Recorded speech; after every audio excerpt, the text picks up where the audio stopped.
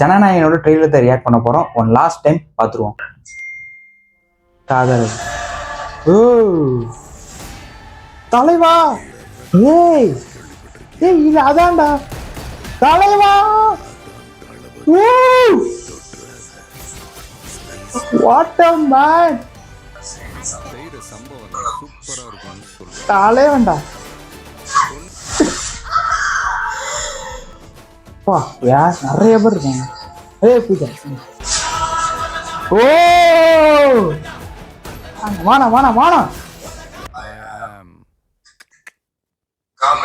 ஏய் தலைவா, அங்க தலைவா ஓடு. போற போக்கில் அங்க இருக்கிற அடி ட்ரெயிலர் பார்க்கும்போதே தெரியுது இது ஒரு பக்கா கமர்ஷியல் படம் அப்படின்னு. அதுவும் இல்லாம எனக்கு தெரிஞ்சு இது பகவந்த் கேஸோட ரீமேக் தான் நினைக்கிறேன். ஏன்னா அந்த படம் நான் பார்த்துருக்கேன்.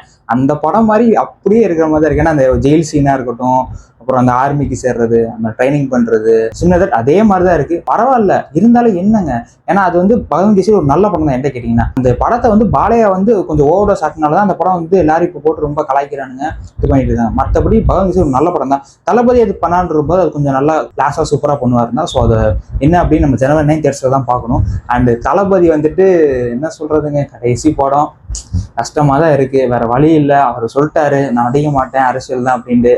நீ என்னதான் ட்ரை பண்ண அழ மாட்டேன்னு சொல்லிட்டாரு, நம்மள அழ வச்சிட்டாரு அவரு. இந்த ராவண மவன்டா அந்த சாங் வர இடம் உண்மையிலே வந்துட்டு கூஸ் பம்ப்ஸா செம்மையா இருந்துச்சு. ஸோ ஃபைனலாக ட்ரெயில் வந்து எனக்கு ரொம்ப பிடிச்சிருக்கு. உங்களுக்கு பிடிச்சிருக்கா பிடிக்கல அப்படிங்கிறத மறக்காம கமெண்ட்ல சொல்லுங்க. இன்னும் இதை நிப்பாட்ட மாட்டேன், இன்னும் திருப்பி எத்தனை தடவை பார்ப்பேன்னு எனக்கு தெரியாது. ஏன்னா அந்த அளவுக்கு ஒரு தளபதி வெறியன், தளபதி கண்ணினே சொல்லலாம். ஸோ பார்ப்போம். சரி, see you guys.